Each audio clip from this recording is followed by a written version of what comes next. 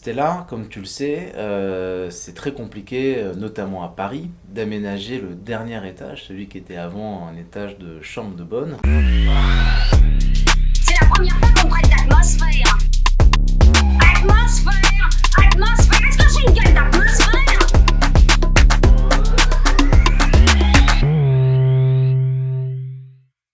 Alors c'est vrai que parfois on critique à juste titre la taille des chambres des hôtels parisiens, mais là en l'occurrence, comment tu as réussi à décliner un thème ici, dans ce dernier étage? Alors effectivement, on était dans 7 chambres de service Ah, qui étaient presque prédestinées à être les chambres des 7 péchés capitaux. Donc comme tu le vois, les chambres sont quand même super petites. Et dedans, il faut caler une salle de bain, un toilette indépendant, parce que c'était la requête du propriétaire. Ouais. Et il faut que ça soit charmant, joli, qu'il y ait de la lumière et qu'on ne se sente pas oppressé.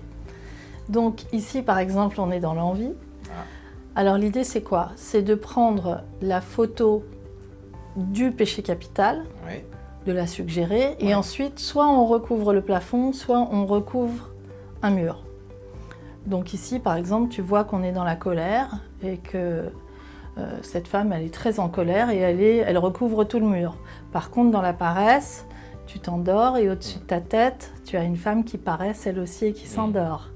Dans la gourmandise, elle simule de manger quelque chose de rose comme une barbe à papa en plein milieu d'un lac. Et puis, à chaque fois, on a cette expérience, si tu veux, qui est amusante, qui fait oublier la petitesse de la chambre. Et au contraire, dans l'envie, là où on se trouve aujourd'hui, tu vois cette baignoire qui est face à une vue incroyable sur les toits de Paris, comme on en a quand même assez rarement. Et puis en même temps, tu as une vraie expérience de chambre avec un grand lit, avec une forme de placard. On est en mansarde, donc pour un étranger ou pour quelqu'un qui n'habite pas à Paris, c'est vraiment le fantasme total. On va retrouver quelque chose de typique à Paris. Donc là, on est sur des chambres qui sont quoi, 8 à 10 mètres carrés? Oui, exactement. Tu as une pièce qui est trop petite, ou qui aurait été peut-être trop petite pour faire une chambre? En fait, c'est une pièce qui est impossible à exploiter si on doit faire uniquement une chambre et une salle de bain et un toilette indépendant dans un système traditionnel. Donc du coup, on a fait un truc très simple, on a fait une salle de bain dans laquelle on peut dormir ou bien une chambre dans laquelle on peut se prélasser dans sa baignoire. L'utile et l'agréable. Voilà. Alors c'est une chambre qui est plus difficile si on vient passer un séminaire entre collègues.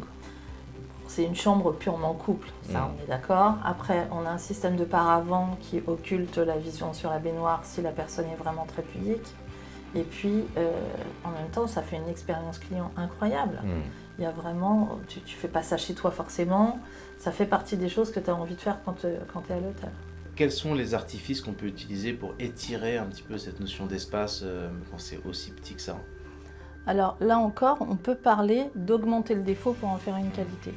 Donc on a des murs qui sont repeints dans une couleur finalement assez foncée, qui est ce taupe foncé, mais c'est pas de la vraie peinture, c'est une forme de tas de laque avec des recouvrements d'or sur les murs. Tu vois que c'est un peu comme pré-patiné. C'est un peu contre-intuitif, on aurait presque eu envie de mettre beaucoup de miroirs ou du blanc, enfin en tout cas d'essayer de faire surgir la lumière. Là on est dans des choses très mates. Oui, mais là encore, plus tu vas mettre du blanc et plus les gens vont se dire « Ah bah oui, dis donc, la chambre est blanche et en plus elle est minuscule ». Alors que là, les gens se disent « Ah bah oui, la chambre est petite, mais c'est normal puisqu'elle est recouverte d'une couleur foncée. » Foncée mais pas étouffante. En plus, ici, on a quand même ces 2 fenêtres en mansarde qui sont très très belles.